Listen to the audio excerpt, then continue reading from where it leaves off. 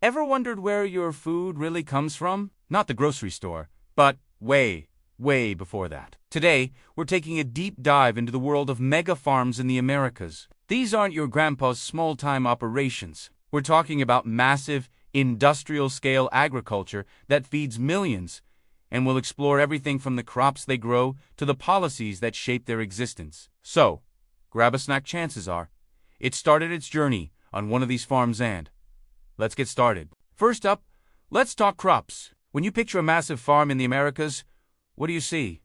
Miles and miles of corn, endless fields of soybeans.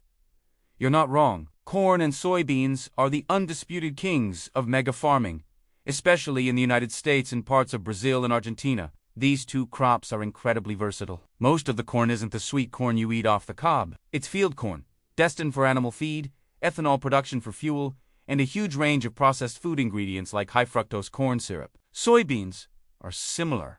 They're a primary source of animal feed and are processed into soybean oil, tofu, and countless other products. The scale is just mind-boggling. A single megafarm can span tens of thousands of acres, an area larger than some cities. To manage this, they use cutting-edge technology. Think GPS-guided tractors that plant seeds with millimeter precision, drones that monitor crop health from the sky, and massive irrigation systems that deliver water exactly where it's needed.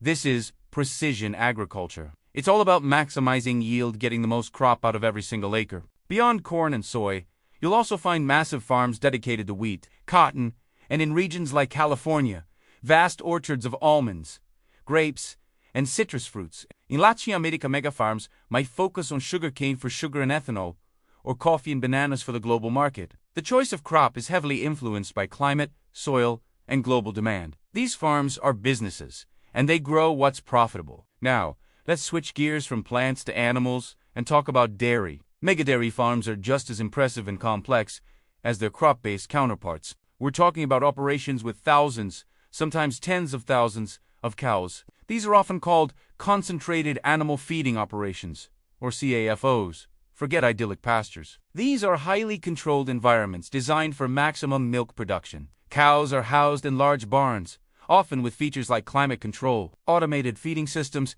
and even robotic milking machines. Here's how it typically works. A cow is milked 2 to 3 times a day. Instead of a farmer with a bucket, a high-tech rotary parlor can milk hundreds of cows an hour.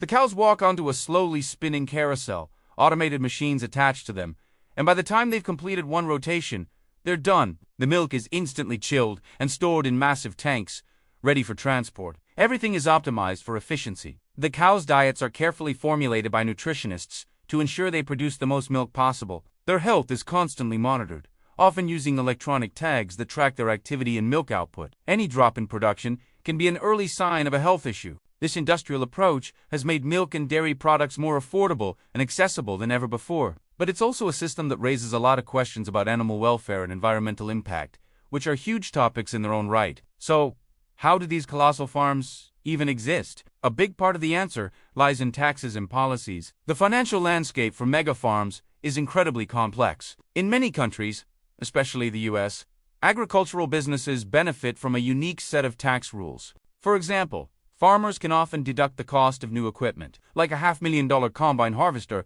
much faster than other businesses. There are also tax credits for certain farming practices, land use, and even for producing biofuels like ethanol. These incentives are designed to encourage investment in agriculture and ensure a stable food supply. Property taxes can also be different for farmland. Many regions have current use valuation programs, meaning the land is taxed based on its value as a farm, not its potential value if it were sold to a real estate developer to build a subdivision. This helps keep farming viable, especially near urban areas where land prices are skyrocketing. However, these tax benefits can be controversial. Critics argue that they disproportionately favor large, corporate farms over smaller, family-owned operations, making it harder for the little guys to compete. It is a constant balancing act for policymakers.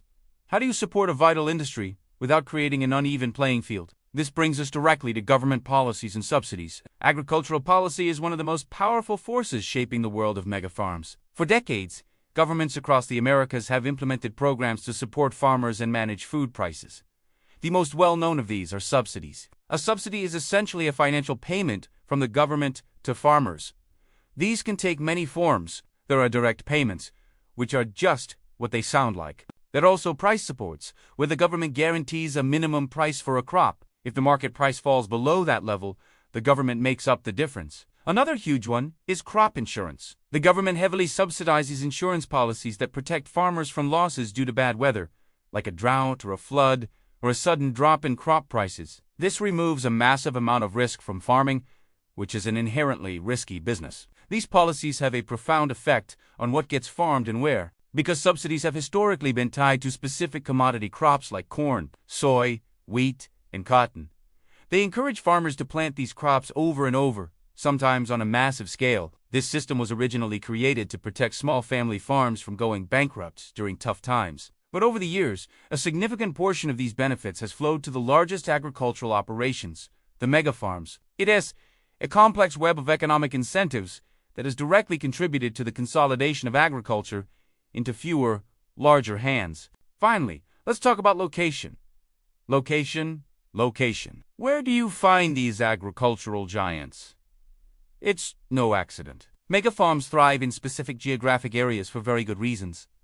The number one factor is geography and climate. The American Midwest, often called the Corn Belt, has incredibly deep, fertile soil and a climate perfect for growing corn and soybeans. The Great Plains, stretching from Canada down to Texas, is ideal for wheat. California's Central Valley is another prime example. It's a huge, flat valley with a warm, dry climate that, with the help of extensive irrigation, has become one of the most productive agricultural regions on the planet, growing over half of the fruits, vegetables, and nuts for the U.S. and South America.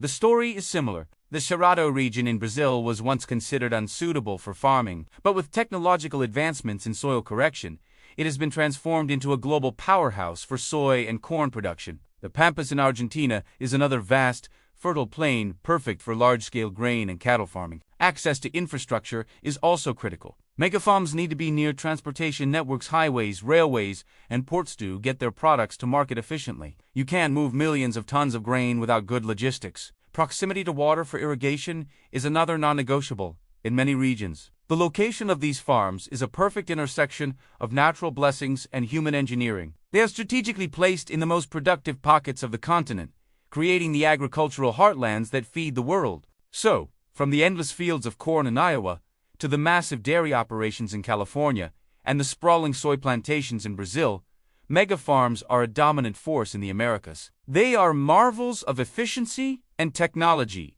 built on a foundation of favorable geography and shaped by decades of specific tax laws and government policies. They provide a plentiful and affordable food supply, but they also raise important questions about sustainability, competition, and the future of farming itself. Understanding these giants is key to understanding where our food comes from and the complex systems that bring it to our tables. Thanks for joining me on this journey through the world of megafarms. It's a massive topic, and we've only scratched the surface. If you found this interesting, be sure to hit that like button and subscribe for more deep dives into the systems that shape our world. Let me know in the comments what you think about megafarms or what topic we should explore next. See you in the next video.